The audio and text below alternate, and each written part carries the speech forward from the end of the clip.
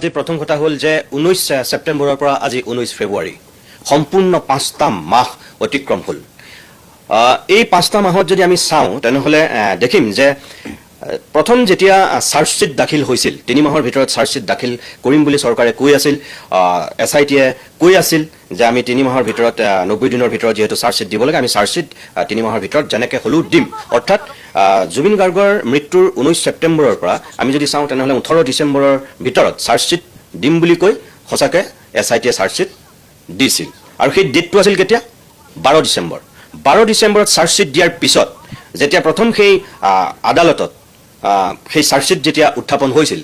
সেই ডেটটো কেতিয়া আছিল? তাৰ 4 দিনৰ পিছত 16 ডিচেম্বৰত CJM আদালতত 16 ডিচেম্বৰত প্ৰথম চাৰ্জশ্বিট উত্থাপন কৰা হৈছিল। আৰু CJM আদালতত উত্থাপন হোৱাৰ পিছত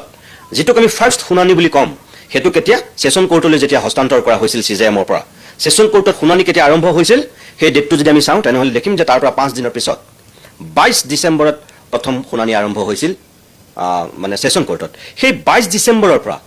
আজিৰ দিনটোলৈকে আমি যদি চাওঁ কেইটা শুনানি হ'ল তেতিয়াহ'লে প্ৰথম শুনানি 22 ডিচেম্বৰত, দ্বিতীয় শুনানি হৈছিল 3 জানুৱাৰীত, তৃতীয় শুনানি হৈছিল 17 জানুৱাৰীত, চতুৰ্থ শুনানি হৈছিল 22 জানুৱাৰীত, পঞ্চম শুনানি হৈছিল 30 জানুৱাৰীত, ষষ্ঠ শুনানি হৈছিল 13 ফেব্ৰুৱাৰীত আৰু এতিয়া সপ্তমটো শুনানি হৈছে যোৱা 16 ফেব্ৰুৱাৰীত। এই যে ইয়াৰ এই 7টা শুনানি হৈ গ'ল, এই 7টা শুনানিত মই অসমৰ দৰ্শকসকলক ক'ব বিচাৰোঁ, অসম চৰকাৰক মই ক'ব বিচাৰোঁ, এই 7টা শুনানিত আমি কি দেখিবলৈ পালোঁ? জুবিন গাৰ্গৰ পৰিয়ালে, জুবিন গাৰ্গৰ অনুৰাগীয়ে,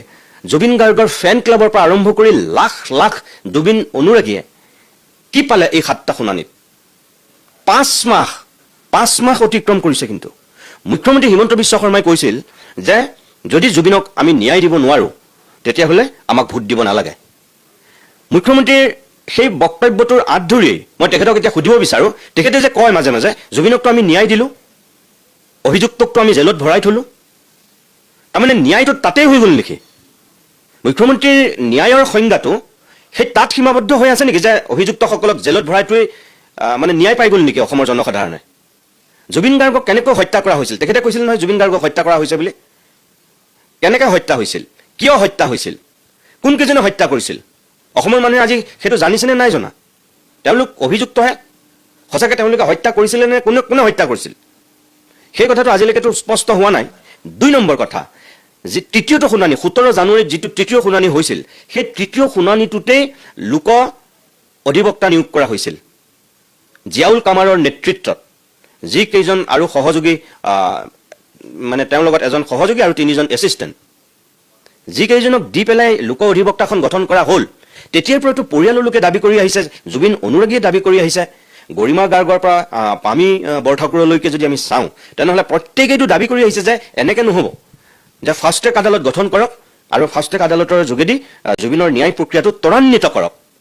কিন্তু আজি 5 মাহতো কিয় ফাষ্ট ট্ৰেক আদালত গঠন নহ'ল? জুবিনৰ ক্ষেত্ৰত বা চৰকাৰখনৰ যিটো আন্তৰিকতা, সদিচ্ছা, ময়ো জুবিন আমিও জুবিন বুলিতো বিজেপি কৰ্মী ৰাজপথত নামিছিল। মুখ্যমন্ত্ৰীয়ে নিজে কৈছিল নহয় যে আদালতত চাৰ্জশ্বিট দাখিল কৰাৰ পিছদিনাখনৰ পৰাই ন্যায় প্ৰক্ৰিয়াটো ক্ষিপ্ৰ হ'বৰ কাৰণে মই নিজেও ৰাজপথত নামিম বুলি কৈছিল। তেখেত ৰাজপথত নানামিল বেলেগ কথা, তেখেতেতো কৈছিল যে ক্ষিপ্ৰ হ'ব, মই ৰাজপথত ময়ো নামিম, ন্যায়ালয়ে যাতে লেহেম কৰিব নোৱাৰে, জুবিনৰ গোচৰটো আন গোচৰৰ লগত যাতে একে নহয়, একে কৰি নাৰাখে, ন্যায়ালয়ক সেইটো হেঁচা দিবৰ কাৰণে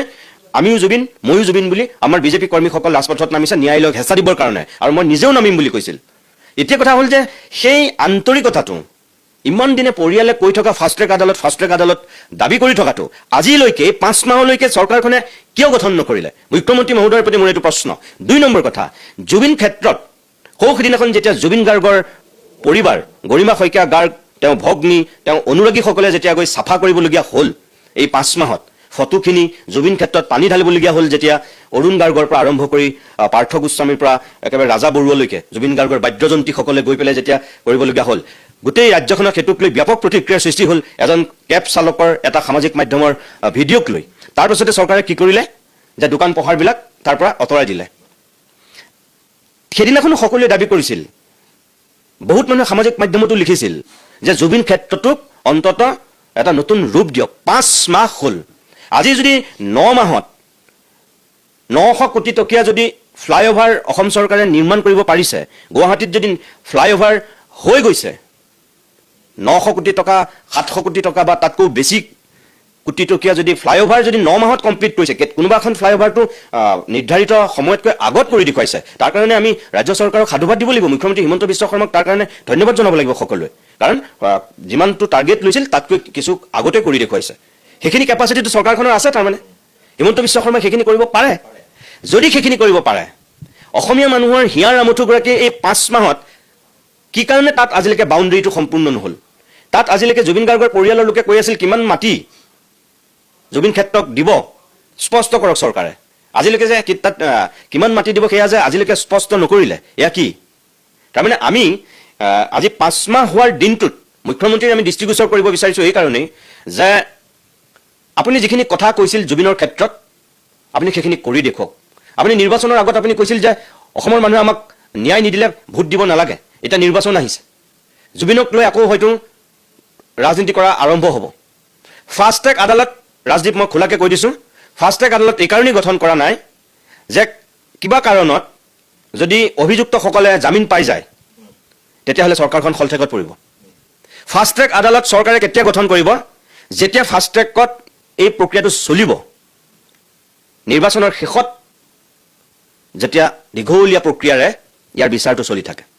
নিৰ্বাচনৰ আগত এই বিচাৰ প্ৰক্ৰিয়া ক্ষিপ্ৰ হ'লে চৰকাৰখন ক'ৰবাত খলঠেকত পৰিব বুলি ফাষ্ট ট্ৰেক গঠন কৰা নাই মুখ্যমন্ত্ৰীয়ে ফাষ্ট ট্ৰেক আদালত গঠন কৰিব কেতিয়া গঠন কৰিব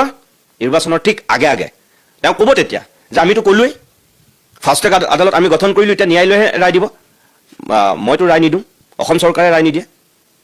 সেই কাৰণে ইমান দিন ৰৈ আছে আজি 5 মাহ হোৱাৰ দিনটোত খুব দুখেৰে আমি কওঁ যে জুবিন গাৰ্গৰ ক্ষেত্ৰত আন্তৰিকতা আৰু সদিচ্ছা প্ৰদৰ্শন কৰক যদি জুবিন গাৰ্গৰ পৰিয়ালে কোৱাৰ কাৰণে ৰাতিটোৰ ভিতৰতে যদি